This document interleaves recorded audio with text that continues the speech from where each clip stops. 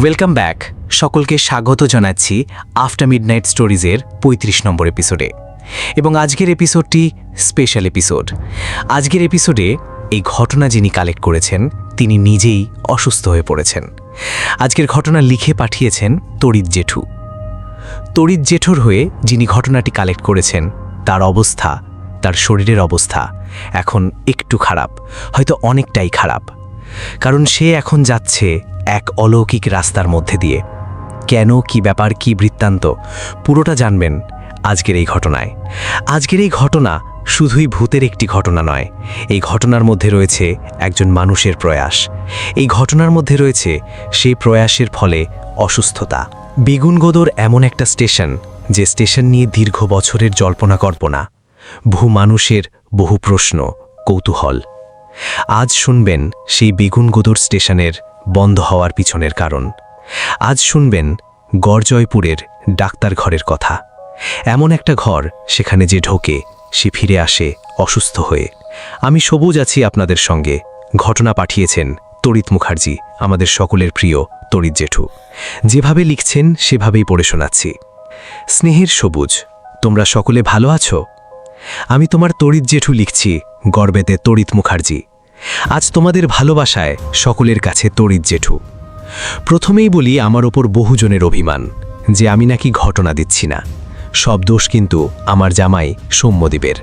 ও এতটাই খুঁতখুঁতে যে ঘটনা মনোমতো না হলে লিখতেই চায় না। আসলে আমরা সব সময় চাই ভালো কিছু ঘটনা তোমাদের যাতে শোনাতে পারি। এই ঘটনার পর তোমরা সৌম্যদীপের ঘটনাও পাবে আফটার মিডনাইট স্টোরিজে। এটা আমার ১৬ এপিসোড। এর আগের ১৫টি এপিসোড শোনার জন্য আফটার মিডনাইট স্টোরিজের প্লেলিস্ট সেকশনে গিয়ে তড়িৎ Mukherjee special after midnight stories এপিসোডে ক্লিক করলেই হবে। আজকের এপিসোড নিয়ে এখন কিছু বলছি না, শুধু একটাই কথা বলবো।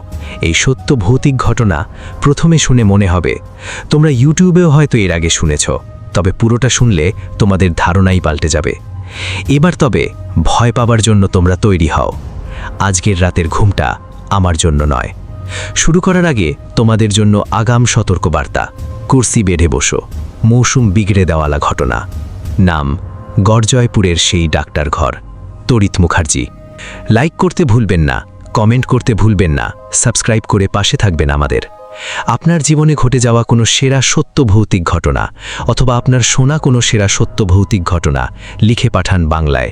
আমাদের ইমেল অ্যাড্রেস aftermidnightstories@gmail.com অথবা আফটার মিডনাইট স্টোরিজের ফেসবুক পেজে ইনবক্সে লিখে পাঠান ঘটনা।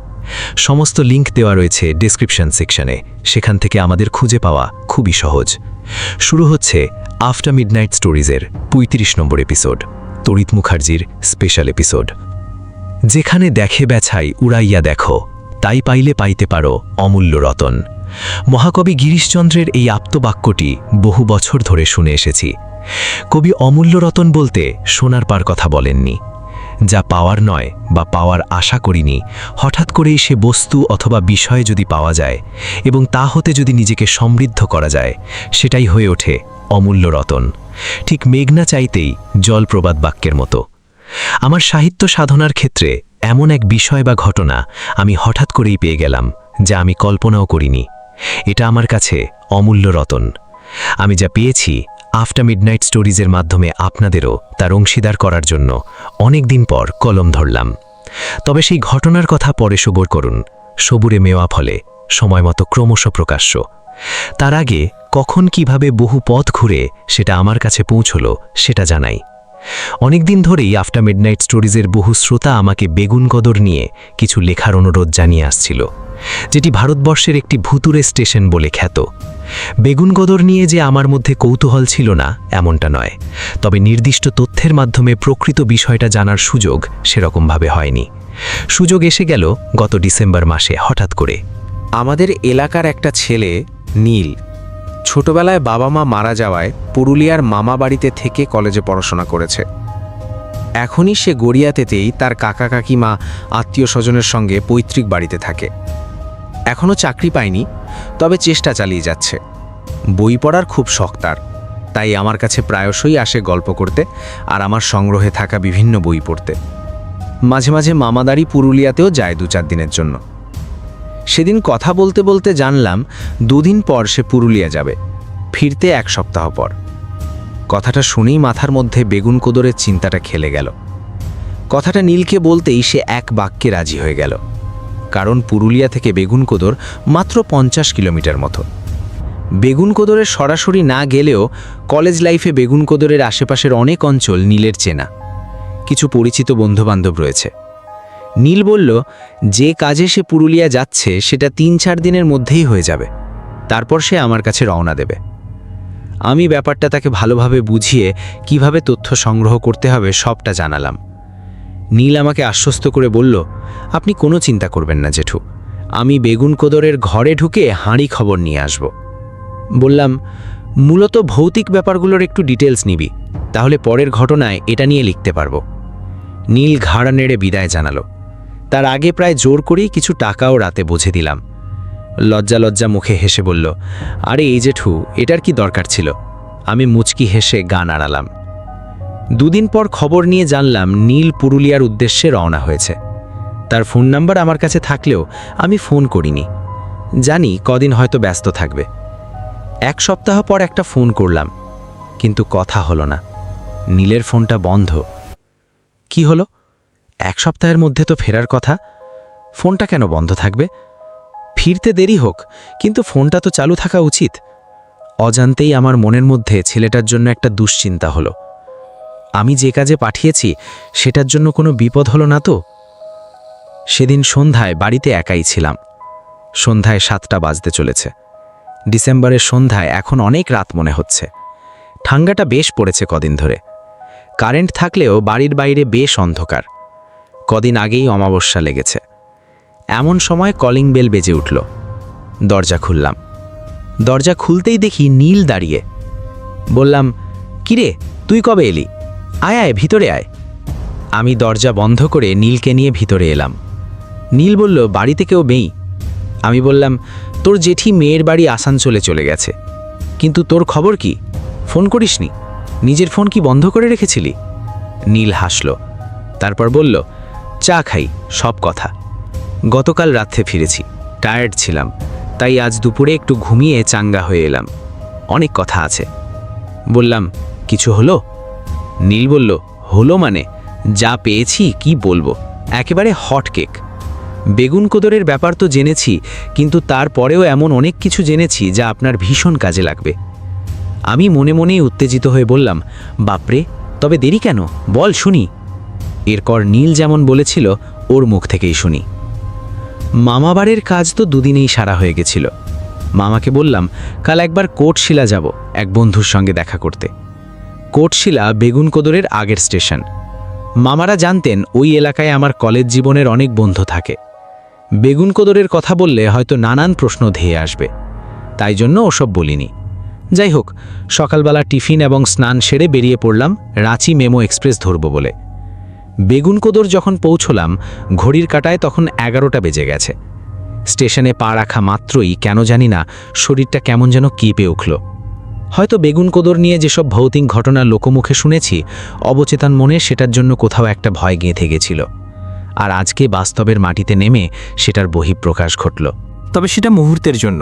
চারিদিকে দেখছি এত নির্জন জনমানব শূন্য রেল স্টেশন আমি এর আগে দেখিনি। এখানে ভূতের আবাসস্থল হওয়া আশ্চর্য নয়। জনমানবহীন জায়গায় নিজেকেই ভূত বলে মনে হয়।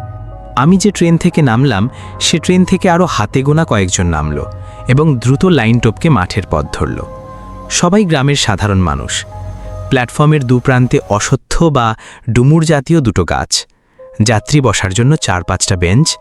চারদিকটা খানিক ঘুরে বেশ কিছুটা দূরে স্টেশনের অফিস ঘর দেখতে পেয়ে পায়ে পায়ে সেখানে গেলাম। দরজার কাছে পৌঁছতেই একটা কুকুর বিকট চিৎকার করে লাফ দিয়ে উঠে দাঁড়ালো। এতক্ষণ বোধহয় ঘুমোচ্ছিল। হঠাৎ করে আমার মতো এক অচেনা অতিথিকে দেখে চমকে উঠেই চিৎকার চলে দিল। তাকে পাশ কাটিয়ে অফিস ঘরে দরজা দিয়ে ভিতরে উকি মারলাম। ভেতরে গিয়ে দেখলাম চশমা পরা একজন ভদ্রলোক টেবিলে বসে খাতায় কিছু লিখছেন। জিজ্ঞাসা করলাম, আসবো স্যার? বলতেই ভদ্রলোক একবার দরজার দিকে চেয়েই, কে বলে আবার নিচে চেয়ে বললেন, আসুন। ভিতরে গিয়ে নমস্কার করতেই ভদ্রলোক আঙুলের ফাঁকে পেন ধরা হাতটা সামান্য তুলে প্রতি নমস্কার জানিয়ে সামনের চেয়ারটা দেখে বসতে বললেন। বললেন, বলুন কি সাহায্য করতে পারি? আমি ভূমিকা না করেই বেগুনঘোদর স্টেশন সম্পর্কে প্রশ্ন করতে শুরু করলাম কেন গত দীর্ঘ 40 বছর ধরে বেগুনগোধর ভুতুরে স্টেশন বলে বন্ধ ছিল, বর্তমানে কি অবস্থা বেগুনগোধরের, এসব জানতেই আমি এসেছি মূলত, এবং সেটা ওনাকে জানালাম। ভদ্রলোক মুখ তুলে আমাকে কিছুক্ষণ দেখতে লাগলেন। মোটা লেন্সের ভিতর তার চোখ আমার মুখের প্রতিটি রেখা যেন জরিপ করছিল।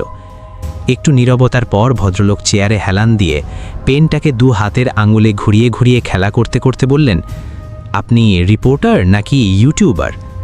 আমি বললাম কোনোটাই নয়, নেহাত কৌতূহল। উনি বললেন, দেখুন আমি তো গত 1 বছর এখানে এসেছি, এখানকার কথা আমিও শুনেছি, তবে সত্যি বলতে এই 1 বছরে আমি কোনো ভৌতিক বা অলৌকিক কিছু দেখিনি। তবে স্টাফ তো বেশি নেই, তাই সন্ধ্যার পর কিছুটা অ্যালোন ফিল করি, এর বেশি নয়। আপনি যে বিষয়ে জানতে চাইছেন সে ব্যাপারে আপনাকে বলতে পারবে দ্বিজপদ, এখানকার দ্বিতীয় স্টাফ। দ্বিজ স্থানীয় এবং বহু পুরনো কর্মী, স্টেশন নতুনভাবে চালু হওয়া থেকেও এখানেই রয়েছে। এই বলেই উনি দ্বিজ বলে একটা হাঁক দিলেন। প্রায় সাথে সাথেই মধ্যবয়সী একজন ঢুকল। ভদ্রলোক বললেন, এনাকে তোমার রুমে নিয়ে যাও। উনি কি জানতে চাইছেন দেখো, তোমার যা জানা আছে ওনাকে বলো। এই বলেই আমার দিকে তাকিয়ে বললেন, যান, ওনার সঙ্গে যান। তারপর ঘড়ি দেখে বললেন, এখন 11টা বাজছে, মনে রাখবেন আপনার পুরুলিয়ায় ফেরার ট্রেন 3:30, তারপর 5টায়। আমি দ্বিজকে অনুসরণ করে পাশের একটা ঘরে এলাম। ছোট একটা রুম, তার একদিকে স্তূপাকার বহু পুরনো কাগজ দস্তাবেজের ডাই করা, একটা সরু বেঞ্চ, একটা হাতুড়ে ভাঙা চেয়ার। দ্বিজ আমাকে চেয়ারটাতে বসতে বলল, কিন্তু আমি বেঞ্চে বসলাম।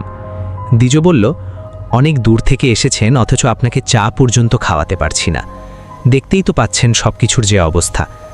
আমি বললাম, আরে না, ঠিক আছে।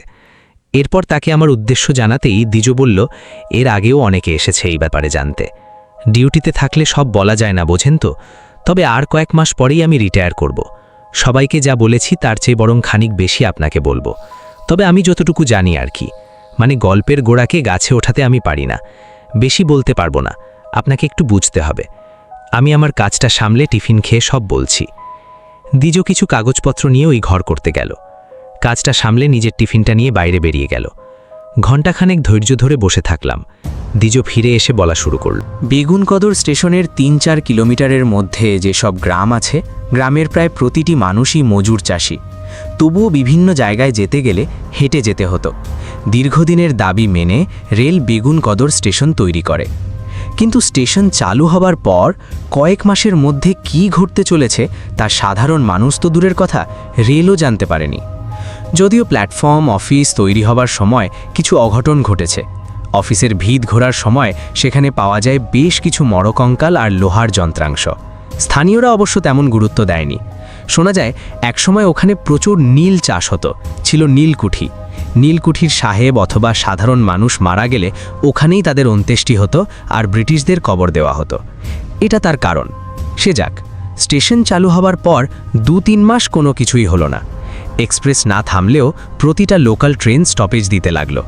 ধীরে ধীরে যাত্রী সংখ্যাও বাড়তে লাগলো। তবে ছোট স্টেশন বলে স্টাফ ছিল হাতে গোনা। একজন স্টেশন ম্যানেজার, একজন কেবিনম্যান এবং একজন পোর্টার। পোর্টার বাড়ি চলে গেলেও অন্য দুজনের জন্য স্টেশনের বাইরে একটা 2 কামরার কোয়ার্টার তৈরি করা হয়েছিল। তবে পোর্টার বাড়ি যাওয়ার আগে এই দুজনের জন্য রান্নার কাজটাও করে দিয়ে যেত। তো সময়টা বর্ষাকাল। বিকেল থেকেই প্রবল বৃষ্টির সাথে ঝোড়ো হাওয়া আর মুহুমুহু মেঘের গর্জন আর বিদ্যুতের ঝলকানিতে চারদিক যেন ধ্বংস হয়ে যাবে। রাত্রি 9টার শেষ ট্রেনের জন্য স্টেশন মাস্টার অপেক্ষা করছেন, রয়েছেন কেবিনম্যান। বৃষ্টির জন্য পোর্টারও আজ আর বাড়ি ফিরতে পারেনি। 9টার আগে পোর্টার কি একটা কাজে একবার অফিস ঘরের পাশের শেডে যায়। ফিরে এসে ভীতকণ্ঠে জানায় পাশের শেডের নিচে কে একজন যেন বসে আছে। তার কথা শুনে দুজন বেশ অবাক হয়। একে এই দুর্যোগের রাত্রি, তার উপর রাত 9টা বাজতে চলল, এখন ওখানে কে থাকবে? কোনো পাগল কিংবা ভবঘুরি কিনা দেখবার জন্যে উনারা গেলেন ওখানে। গিয়ে দেখলেন 2 হাঁটুর মধ্যে মুখ গুজে একজন মহিলা বসে আছেন। তার পরনে ঘাগরার ধরনের একটা সাদা পোশাক। মহিলার মাথার চুলগুলো সামনের দিকে ঝুলে মেঝেতে লুটিয়ে পড়ছে। শরীরের যেটুকু দেখা যাচ্ছে সেটা পাশে খুলে রাখা জুতো আর পোশাক দেখে বোঝা গেল মহিলা বেশ অভিজাত বংশজাত। কিন্তু এই দুর্যোগের রাতে উনি এখানে এলেন কোথা থেকে? বৃষ্টি তো হচ্ছে বিকেল থেকেই। আর যদি মহিলা এসেও থাকেন তাহলে তারা জানতে পারলেন না কেন? 3 জনেই মুখ চাওয়াচাই করে গলার আওয়াজ দিলেন মহিলাকে, ডাকলেন কিন্তু কোনো ফল হলো না। এরপর কয়েক মুহূর্তের বিরতি নিয়ে আবার ডাকলেন, ম্যাডাম ম্যাডাম, এই যে শুনছেন। এই ডাকা সত্ত্বেও মহিলার কোনো ভাবান্তর ঘটল না। মহিলা যেমন বসেছিলেন সেরকমই বসে রইলেন। আর ঠিক সেই সময় স্টিম ইঞ্জিন হুইসেল শব্দ করে প্ল্যাটফর্মে এসে দাঁড়ালো। এটা রাতের শেষ ট্রেন। 5 মিনিটের বিরতি দিয়ে ট্রেন ছাড়ল। কোনো প্যাসেঞ্জার নামল না। ওঠার তো নেই। 9 বগি ট্রেনটা গতি নেওয়ার সাথে সাথেই সকলে শিহরিত আর হতচকিত হয়ে গেল একটা তীব্র নারী কণ্ঠের চিৎকারে। তারা পিছন ফিরে দেখল বসে থাকা সেই মহিলা ট্রেনের সঙ্গে পাল্লা দিয়ে প্ল্যাটফর্ম ধরে ছুটছে। সেই মহিলা প্ল্যাটফর্মের এতটা কার্নিস ধরে ছুটছে যে কোনো সময় ট্রেনে ধাক্কা লেগে দুর্ঘটনা ঘটতে পারে। 3 জনেই চিৎকার করতে চাইছে, কিন্তু কেউ যেন তাদের গলা চেপে ধরেছে। ট্রেন প্ল্যাটফর্ম ছাড়ল, তার সঙ্গে মহিলাও ছুটছে। তারপর একটু দূরে সিগন্যালের কাছ থেকে ভেসে এলো সেই মহিলার এক বর্ণভেদী আর্তনাদ। সে আর্তনাদ মিলিয়ে গেল ট্রেনের আওয়াজের সাথে। ঘটনাটা এত দ্রুত ঘটল, কারো মুখে কোনো কথা নেই। ঘটনাটা বুঝে উঠতেই 3 জনের সময় লেগে গেছে। 3 জনেই পাথরের মূর্তির মতো দাঁড়িয়ে আছেন। এদিকে বৃষ্টি হচ্ছে। সম্বিত ফিরতেই 3 জন দ্রুত গিয়ে তন্ন তন্ন করে খুঁজেও ওই মহিলার হদিশ পেল না।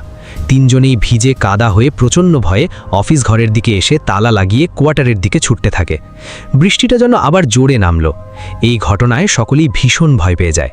রাতে খাওয়া দাওয়া করে শুতে অনেকটাই রাত হয়ে যায়। কেউই আর তেমন কথা বলে না। এতটাই তারা আতঙ্কিত হয়ে পড়ে।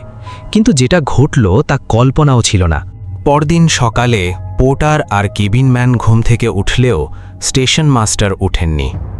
অনেক ডাকাডাকির পর সাড়া পাওয়া না গেলে ওনার গায়ে হাত দিতেই ওরা দেখে স্টেশন মাস্টারের শরীর বরফের মতো ঠান্ডা হয়ে গেছে, আর স্টেশন মাস্টারের নিঃশ্বাস পড়ছে না। তারা বুঝতে পারেন যে তিনি হয়তো রাতেই ঘুমের মধ্যে হার্ট ফেল করেছেন। হয়তো গত রাতের ওই ভয়ঙ্কর ঘটনা দুর্বল মানুষ সহ্য করতে না পেরে হার্ট ফেল করেছেন। এরপর হতে বেগুনখোদর স্টেশনে শুরু হলো অস্বাভাবিক সব ঘটনা। শেষ রাতে ট্রেনে ঘটতে লাগলো সেই একই ঘটনা। শুধু তাই নয়, সকালে অফিস খুললে দেখা যেত সমস্ত টেবিল চেয়ার সব উল্টে পড়ে আছে, কাগজপত্র ছড়ানো ছিটানো। কখনো সন্ধ্যা হলেই অফিসের পাশে স্টোর রুমে, মানে যেখানে এখন আপনি বসে আছেন, এখানে কাগজপত্রে আগুন ধরে যেতে লাগলো। এক স্টেশন মাস্টার দেখেছেন প্ল্যাটফর্মের কাছে এক মহিলা গলায় দড়ি নিয়ে ঝুলছে। আর এসব ঘটনা প্রতিনিয়ত চলতে থাকায় কোনো কর্মচারী আর স্টেশনে আসতে রাজি হলো না। ধীরে ধীরে এসব ঘটনা লোকমুখে প্রচার হয়ে বেগুনকদর হয়ে উঠল বহু চর্চিত স্টেশন। বাধ্য হয়ে রেল এই স্টেশন বন্ধ করে দেয়। গত 40 বছর বন্ধ থাকার পর মাত্র 4 বছর হলো স্টেশন আবার চালু হয়েছে। তবে সেটা চালুই হয়েছে এই মাত্র। আজও এখানে তেমন যাত্রী ওঠানামা করে না। ট্রেন আসে, দাঁড়ায়, আবার চলে যায়।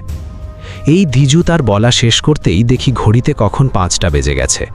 আমি বিদায় নেওয়ার কথা বলতেই দিজু বলল, দাঁড়ান, একবার খবর নিয়ে আজ মনে হয় ট্রেনটা একটু লেটে আসবে। তবে একটা কথা বলবো। বললাম, হ্যাঁ বলুন না। দিজু বলল, আপনি পুরুলিয়া হতে এসেছেন, সারাদিনটা পেরিয়ে গেল, কিছুই তো খাওয়া হয়নি, ফিরতে আপনার অনেক রাত হবে।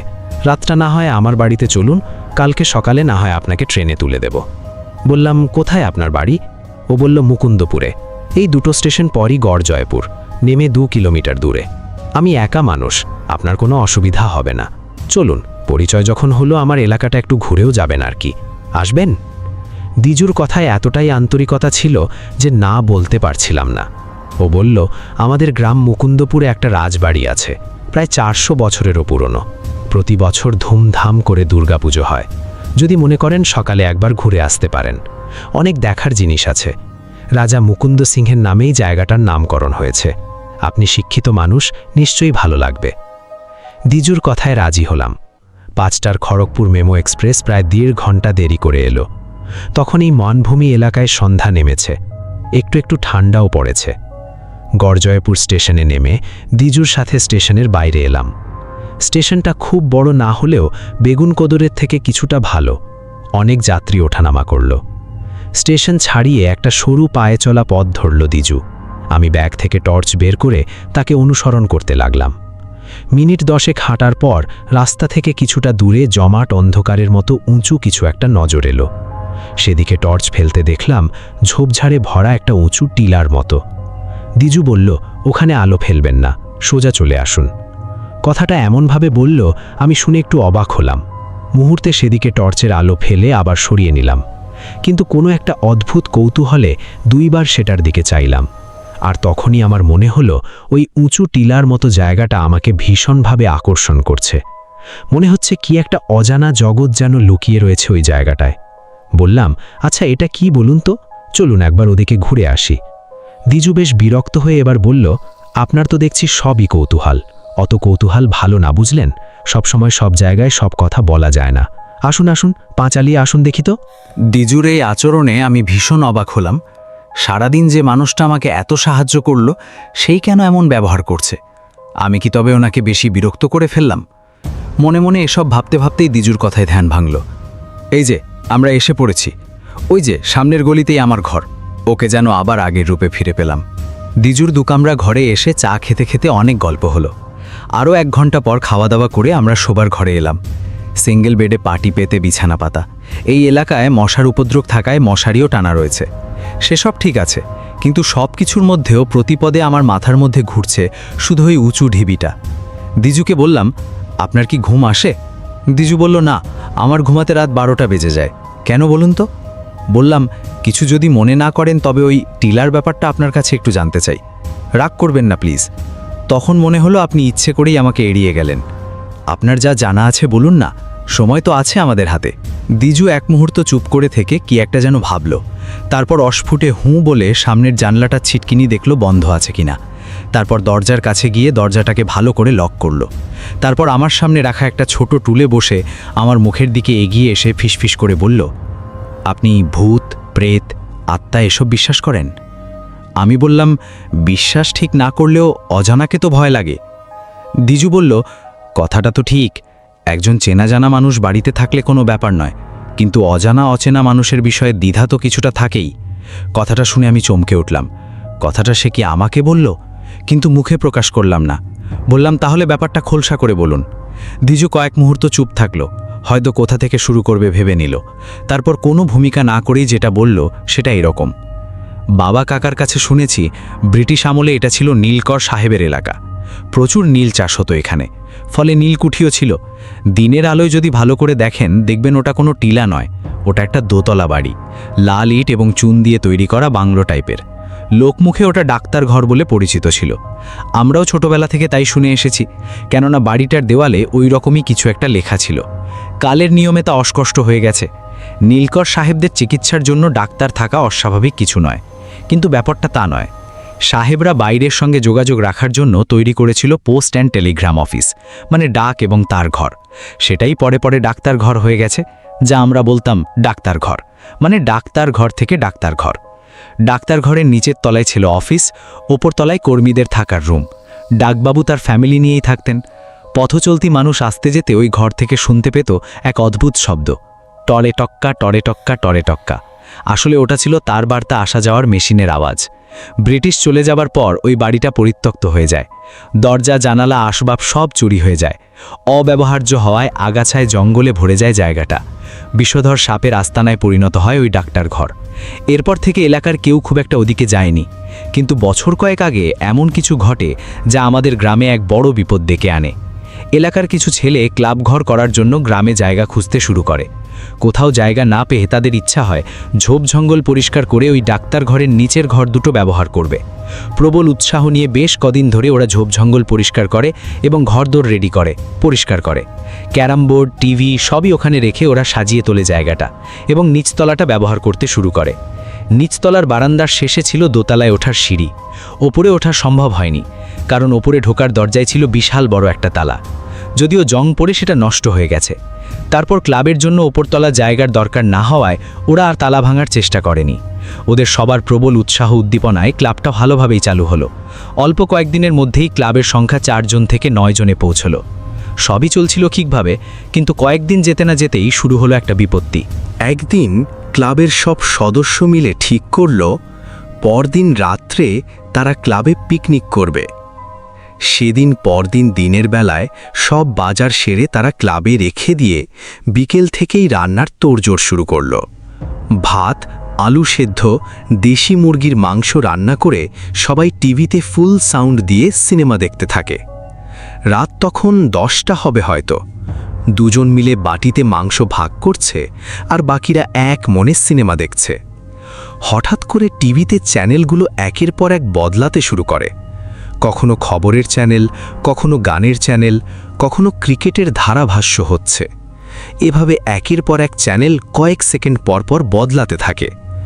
ওরা ঘাবড়ে গিয়ে মুখ চাওয়াচাবি করতে থাকে। ওদের মধ্যে একজন রিমোট হাতে নিয়ে সুইচ টিপতেই আবারও সিনেমা চালু হয়। মুহূর্তের মধ্যে একবার জোরে ফাট করে শব্দ হয় টিভিটার প্লাগে।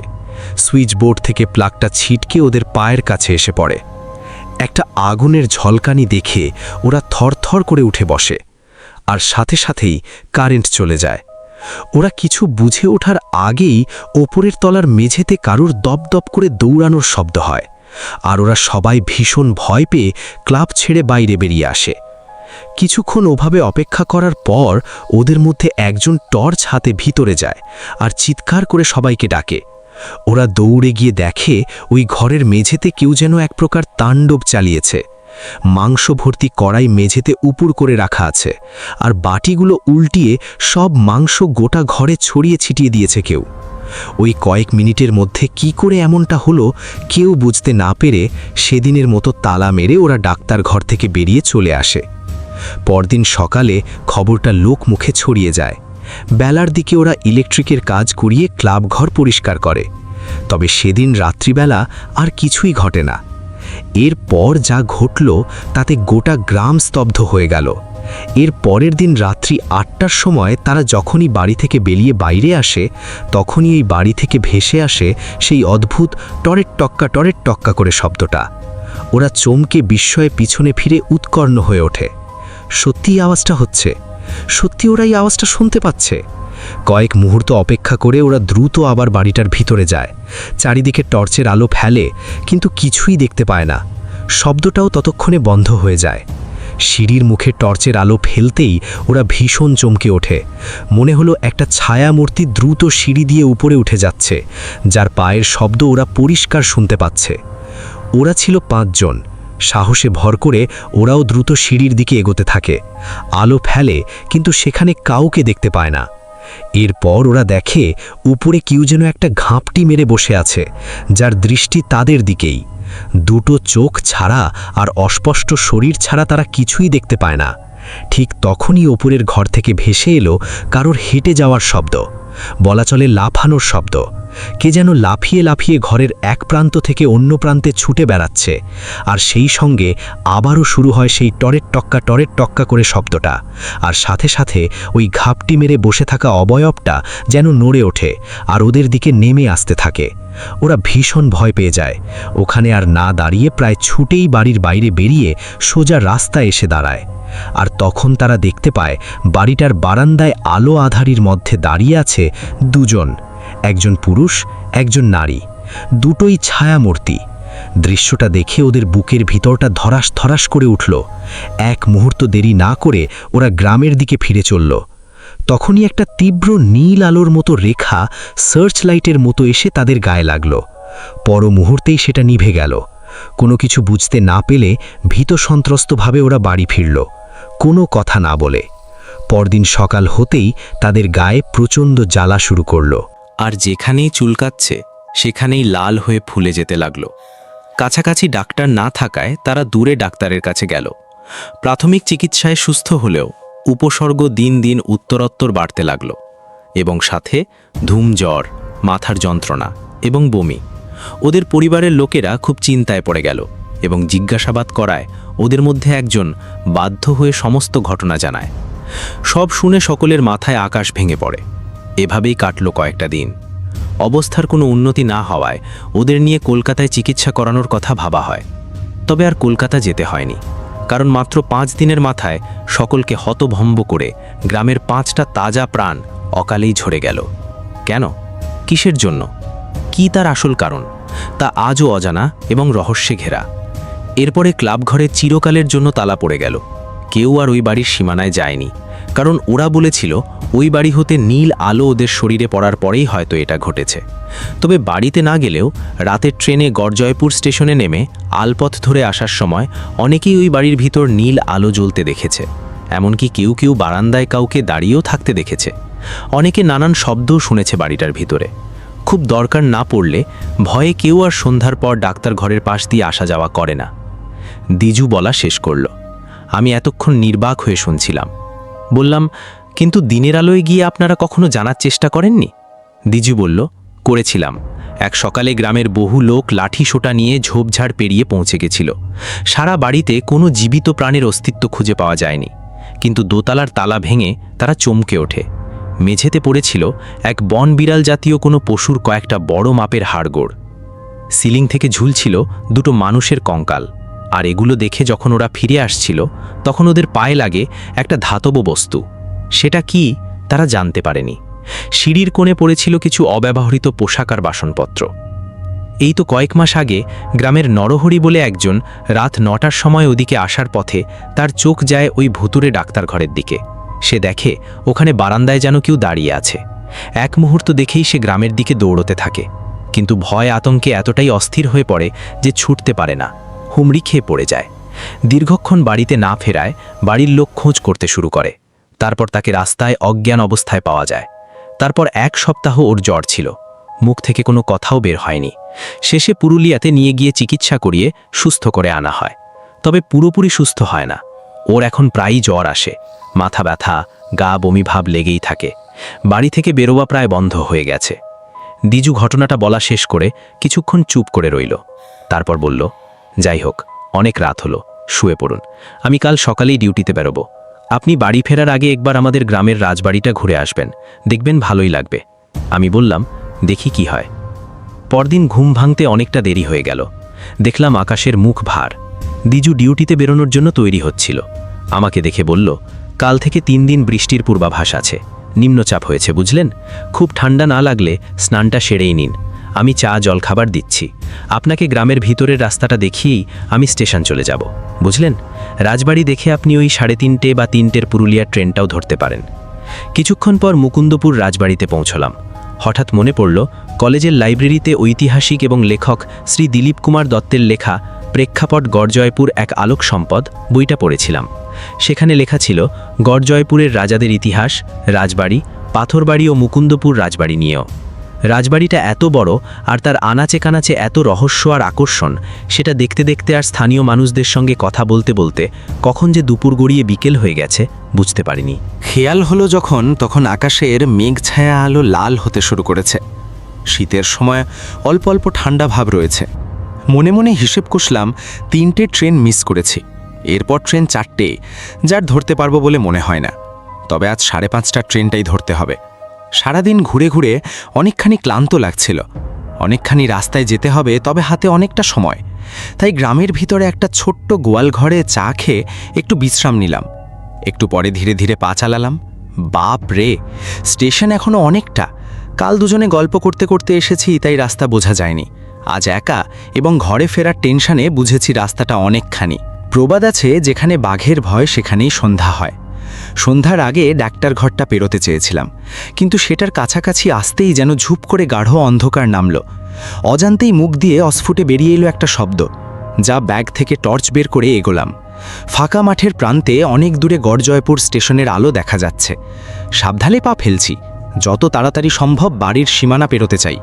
কিন্তু কি একটা যেন মনে হলো বাড়ির সামনে সোজা রাস্তা বরাবর কেউ একজন অন্ধকারে দাঁড়িয়ে আছে। এক মুহূর্ত থমকে দাঁড়ালাম, ভাবছি ভুল দেখছি। এবার বুঝলাম সেটা নড়াচড়া করছে। আমার গতি ধীর হয়ে গেছে। কয়েক পা এগোতেই গলায় একটা কথা ভেসে এলো, আজ ফিরছেন? বুঝেই চমকে উঠে সেদিকে চাইলাম। ছায়ামূর্তি বলল, এত গল্প শুনলেন, রাজবাড়ি দেখলেন, কিন্তু আসল ব্যাপারটাই না জেনে চলে যাবেন? আমি অমতা করে বললাম, না মানে আমার একটু তাড়া আছে, ট্রেন ধরতে হবে। এই ট্রেনটা ফেল করলে বিপদে পড়ে যাব। ছায়ামূর্তি হাসল। এই অন্ধকারের মধ্যেও তার সাদা দাঁতগুলো ঝকঝক করে উঠল। ছায়ামূর্তি বলল, ট্রেন 1 ঘন্টা দেরি আছে, আসুন কিছুটা সময় আমার সাথে দুটো সুখ দুঃখের কথা বলে যান। আমার ভালো লাগবে, আপনারও কিছু জানা হবে। আমি কি বলবো কি করব কিছুই বুঝতে পারছি না। পাশ কাটিয়ে চলে যেতে চাইছি, কিন্তু মনে হচ্ছে আমার নড়াচড়ার ক্ষমতাটাও লোপ পেয়েছে। পা দুটো মাটির সঙ্গে সেটে গেছে।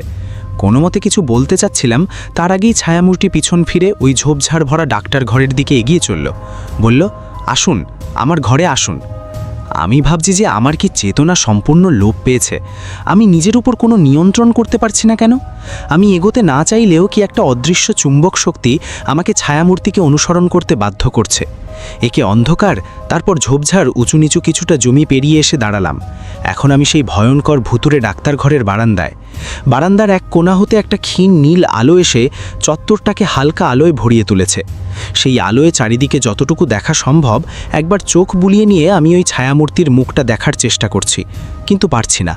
লোকটা আমার থেকে মাত্র কয়েক হাত দূরত্বে দাঁড়িয়ে, প্রায় 5 ফুট লম্বা, তবে চেহারায় রোগা, হাতগুলো লম্বা, মনে হচ্ছে যেন দুদিকে ঝুলছে শুধু।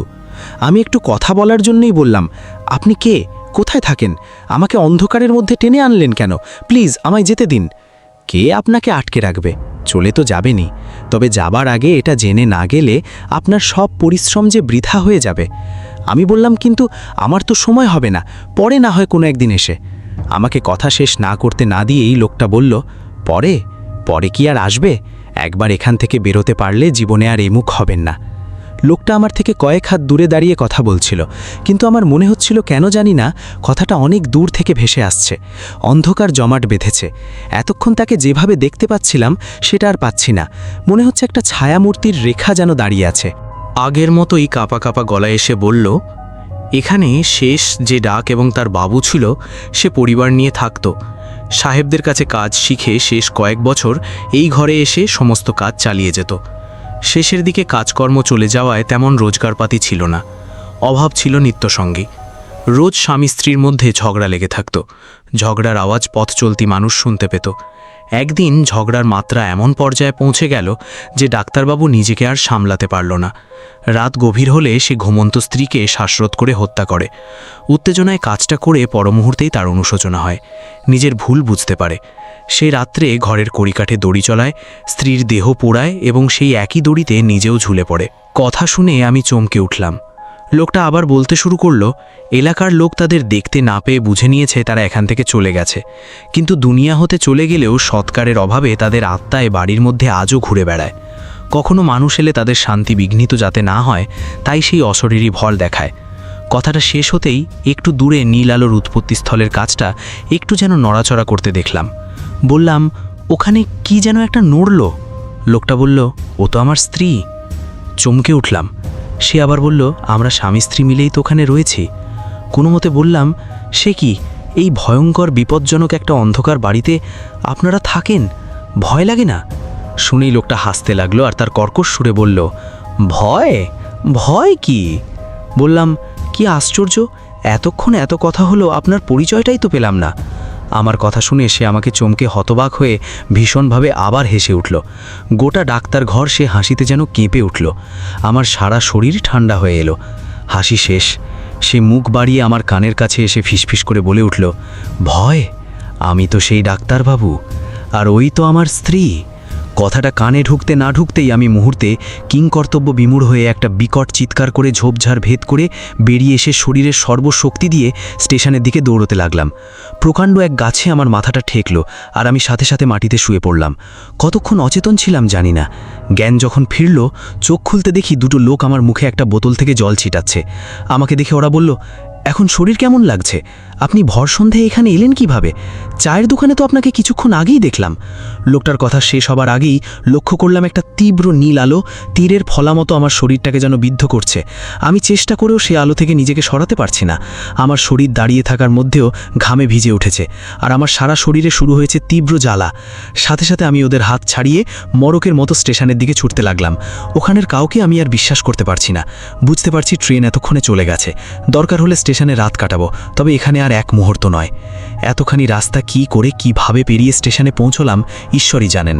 উন্মত্তের মতো দুটো লাইন টপকে আলো ঝলমলে স্টেশনে এসে উঠলাম, কিন্তু আমার চোখে তখন লক্ষ্য তারার ঝলকানি, কান মাথা ঘুরপাক করছে। একজন বলল, ট্রেন আজও লেট আছে, প্রায় আধ ঘন্টা। মাথা ধরে বসে থাকতে প্রায় 7টায় ট্রেন ঢুকলো। উঠতে যেতেই কে যেন পিছন থেকে জামাটা খামচে ধরল। ভীষণ ভয় পেয়ে কে কে কে কে বলে পিছন ঘুরে দেখি দিজু দাঁড়িয়ে আছে।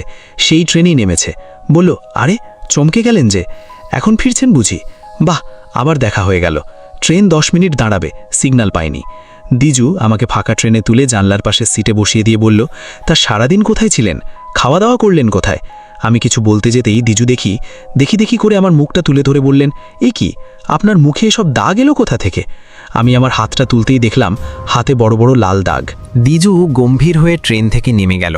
জানালার কাছে এসে ফিসফিস করে বলল, সাবধানে যাবেন, পৌঁছে একটা খবর দেবেন। কেন জানি না আপনার জন্য আমার চিন্তা হচ্ছে। আমার মুখ থেকে কোনো কথা বেরোলো না। সত্যি বলছি, পুরুলিয়া পর্যন্ত ঘরের মধ্যে এসেছি। সারা শরীরে অসহ্য জ্বালা যন্ত্রণা নিয়ে অচৈতন্যের মতো পুরুলিয়া এসে পৌঁছলাম। নীল থামল। ঘড়িতে রাত্রি 10টা। লক্ষ্য করলাম নীলের মুখের বিভিন্ন জায়গায় লাল চাকা চাকা দাগ, কিছুটা নীলাভ, কিন্তু মুখে কিছু বললাম না তাকে বিদায় দিতে দরজা পর্যন্ত এগিয়ে গেলাম। সে হেঁটে যাওয়াটা দেখে মনে হলো সে ভীষণ ক্লান্ত আর বিধ্বস্ত। চিন্তা নিয়ে ভেতরে এলাম। সে চলে যেতেই হঠাৎই আমার গিরিশ ঘোষের কথাটা মাথায় এলো। আমি নীলকে পাঠিয়েছিলাম বেগুন কদরের ভৌতিক ব্যাপারটা জানতে, কিন্তু সে তো গড়জয়পুরের ঝোপঝঙ্গলের মধ্যে জেগে থাকা এক প্রাচীন ডাকতারের ভয়ঙ্কর ঘটনা নিয়ে এলো। এ যে আমার কাছে অমূল্য রতন তাতে সন্দেহ নেই। এর 2 দিন পর সকালে কলিং বেলের তীব্র চিৎকারে ঘুম ভাঙল। উঠে গিয়ে দরজা খুলতেই দেখি নীলের কাকা দাঁড়িয়ে। বললাম, ওহো, আসুন, এত সকালে কি ব্যাপার? এরপর নীলের কাকা যা বলল তাতে আমার পায়ের তলার মাটি সরে গেল। মাথাটা ঘুরে যেতেই দেয়াল ধরে বসে পড়লাম। চোখের সামনে ভেসে উঠল নীলের মুখটা। একটু বাদেই হাসপাতাল পৌঁছে দেখলাম নীল বিছানায় শুয়ে। তার গোটা শরীরে লাল চাকা চাকা দাগে ভরে গেছে। মুখটা নীলাভ। নীলের মুখের দিকে তাকিয়ে মাথার মধ্যে পরপর ঘুরপাক খেতে লাগলো বেগুনকদর স্টেশন, বেগুনকদর সে মহিলা, মুকুন্দপুর রাজবাড়ি, মুকুন্দপুর গ্রামের দিজু, আর সবশেষে গড়জয়পুরের সেই ডাক্তার ঘর। সত্য মিথ্যা যাচাইয়ের অবকাশ না পেয়ে বলতে চাই, নীল প্রত্যক্ষ করেছে দীর্ঘ বছর আগের একজোড়া নারী পুরুষের কায়াহীন ছায়া, যারা নিজেদের অস্তিত্ব টিকিয়ে রাখতে বেছে নিয়েছে ওই ডাক্তার ঘরের গহন গোপন কংক্রিটের নিরাপদ কুঠুরি। ডাক্তার ঘর আজ দুরারোগ্য ব্যাধির আবাসস্থল, যার শিকার নীল। নিজের প্রতি রাগ হচ্ছে, কিন্তু ভেঙে পড়লে চলবে না। নীলকে সুস্থ করে প্রমাণ করতে হবে লৌকিকতার সহচর্যে অলৌকিকতাকে পরাভূত করা যায়। সেটাই হবে আমার প্রথম এবং একমাত্র প্রথম কাজ। তড়িৎ জেঠুর ঘটনা অনেক দিন পর পেলাম। আপনারা সবাই কমেন্ট করে ভরিয়ে দিতেন তড়িৎ জেঠুর ঘটনা নিয়ে। আজকে প্রচুর লোক কমেন্ট করুন, যাদের কমেন্টগুলো আমি নেক্সট এপিসোডে পড়ব। তড়িৎ, হ্যাটস অফ, এমন সুন্দর একটা ঘটনা পড়লাম, ঢুকে গিয়েছিলাম পুরো ঘটনাটার মধ্যে। কতক্ষণ যে আমি ওই ট্রান্সে ছিলাম নিজেই জানি না। আশা করছি তুমি ভালো আছো, তোমার শরীর ভালো আছে এবং তোমার পরিবারের সবাই ভালো আছে। আর আমাদের আফটার মিডনাইট স্টোরিজ পরিবারের সবাই তোমার অপেক্ষায় ছিল এতদিন ধরে। আজ সেই তৃষ্ণা মিটিয়েছ, আর খুব তাড়াতাড়ি প্লিজ আরেকটা ঘটনা পাঠাও। আমরা সবাই অপেক্ষায় রইলাম তোমার আরেকটা ঘটনার। তড়িৎ জেঠুর এপিসোড মানেই অন্যরকম এপিসোড, অন্যরকম ঘটনা, অন্যরকম প্যাটার্ন, এবং আমরা সেটা এতদিনে তো বুঝেই গেছি। আজকে আমরা শুনলাম তড়িৎ জেঠুর কাছ থেকে, এবং আশা করছি আপনাদের আমাদের এই এপিসোডগুলো ভালো লাগছে। আপনার জীবনে যদি এমন কোনো ঘটনা থাকে যা অলৌকিক, আমাদেরকে পাঠিয়ে দিন। আপনার নিজের দেখা হোক, আপনার বন্ধুর দেখা হোক, আপনার শোনা হোক, সে ঘটনা বাংলায় লিখে পাঠান aftermidnightstories@gmail.com অথবা আফটার মিডনাইট স্টোরিজের ফেসবুক পেজ ইনবক্সে। দেখুন, খুঁজে পাওয়াটা খুব কঠিন ব্যাপার নয়, খুঁজে পাওয়াটা খুব সহজ, কারণ ডেসক্রিপশন সেকশন যেটা রয়েছে এই চ্যানেলের, সেখানে সমস্ত লিঙ্ক আমি দিয়ে রেখেছি। যান, ক্লিক করুন, ঘটনা পাঠান এবং আমাদের এই আফটার মিডনাইট স্টোরিজের জার্নির সঙ্গে থাকুন। এই বছর অনেক কিছু নতুন চলছে, আশা করছি বুঝতেই পারছেন। প্রিপারেশন চলছে অনেক কিছুর। পাশে থাকবেন এভাবেই। সাবস্ক্রাইব করুন, লাইক করুন এবং ভালোবাসা দিতে থাকুন। আমি সবুজ ছিলাম আপনাদের সঙ্গে।